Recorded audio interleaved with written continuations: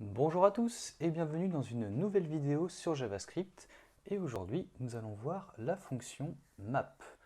Donc dans la vidéo précédente nous avons vu ce qu'étaient les fonctions d'ordre supérieur. Donc si vous ne l'avez pas visionné et que vous ne savez pas de quoi je parle, je vous invite du coup à aller la regarder avant de regarder cette vidéo. Quoi qu'il en soit, vous avez sûrement déjà entendu parler de la fonction map.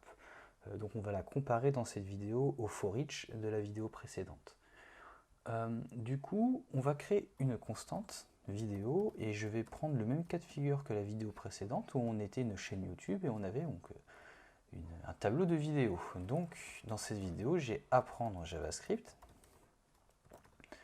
Je vais mettre apprendre le piano et je vais mettre des vidéos de football. Voilà, je sauvegarde. Ok, alors, on va prendre un peu moins de place ici. Tac.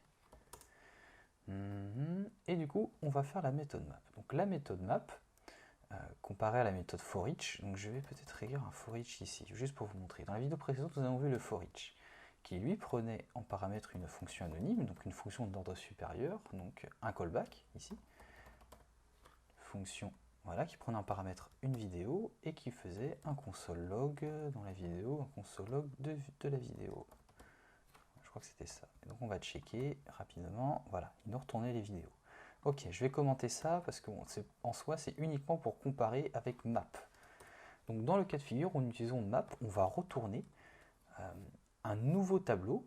Car dans la vidéo, je retourne sur le for each. Le for each n'est pas capable de copier-coller, de créer de nouveaux tableaux. C'est-à-dire, il n'est pas capable voilà, de copier le tableau pour pouvoir modifier les valeurs. C'est-à-dire que si vous modifiez une valeur à l'aide d'un for each, eh bien, le tableau primaire, donc le tableau d'origine vidéo, sera impacté.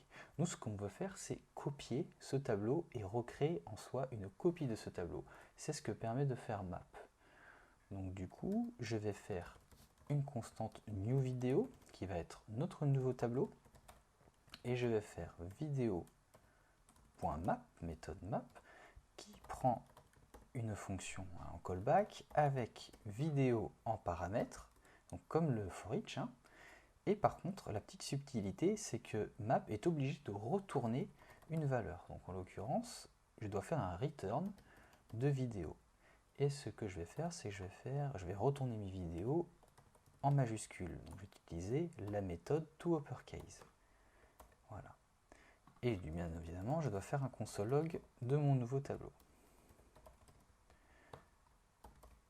Donc là, je vois que tout mon tableau, enfin mon apprendre JavaScript, toutes mes entités sont passées en majuscule. Et si je fais un console log du tableau d'origine, vous allez voir que on n'a pas de problème. Voilà, on a bien une copie de notre tableau, car rien n'a été modifié. Je pourrais ajouter un élément de tableau où il n'y aurait aucun impact. Donc là, si je fais par exemple new vidéo et que je veux mettre une nouvelle vidéo, je vais faire new vidéo.push et je vais mettre coucou. Et vous allez voir, voilà, dans ce cas de figure, il n'y a pas de problème. Alors, la différence avec for each, c'est que lui, for each, il va louper, il va partir, il va checker chacune des vidéos, mais il nous permet uniquement d'effectuer des actions par rapport au loop. Donc c'est-à-dire qu'on ne peut pas modifier de valeur du coup dans le tableau, on ne peut pas modifier d'entité, on ne peut rien rajouter sans impacter le tableau d'origine. Alors que map permet d'agir directement sur le contenu du tableau en question. Avec map, on peut retourner des valeurs et voilà, on peut sauvegarder une nouvelle vidéo, comme je vais vous montrer. C'est ce qu'on utilisera si on veut impacter les entités du tableau. Si on veut uniquement charger des fonctions, comme par exemple, voilà, là j'ai mis console log ici, mais si je voulais charger une autre fonction par rapport à une vidéo en question, là j'utiliserai un for each. Mais si je veux impacter directement les variables, le contenu du tableau, là je passerai par map. Alors qu'est-ce que je peux vous montrer d'autre Il faut obligatoirement un return. Dans ce cas de figure là, si je ne mets rien, alors je vais avoir vidéo quand même, si je ne mets rien et que je fais, alors oui, si je fais console log de vidéo, alors je vais commenter ça. Si je fais console log de vidéo, alors là je vais avoir mes vidéos en question.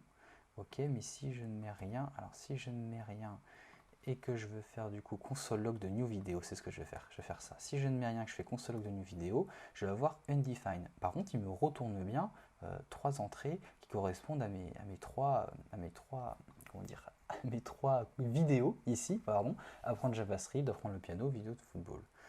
Donc, si je veux avoir mes valeurs, je suis obligé d'effectuer un return. Je suis obligé de faire return vidéo. Donc c'est la petite différence, la grosse différence aussi avec le for each, c'est qu'on obligatoirement on doit retourner une valeur. En l'occurrence, on retourne ici la variable vidéo. Donc c'est tout pour cette vidéo sur Map. J'espère qu'elle vous a aidé un petit peu à comprendre cette méthode par rapport à un for each. On va voir d'autres méthodes dans les prochaines vidéos, hein, donc des fonctions d'ordre supérieur, higher order function. Donc si cette vidéo vous a plu, n'hésitez pas à la liker, n'hésitez pas à partager, à vous abonner, hein, surtout ça aide la chaîne à avancer. Et si vous avez des questions, laissez-les en commentaire, j'y répondrai avec grand plaisir. Et je vous dis à bientôt dans une prochaine vidéo.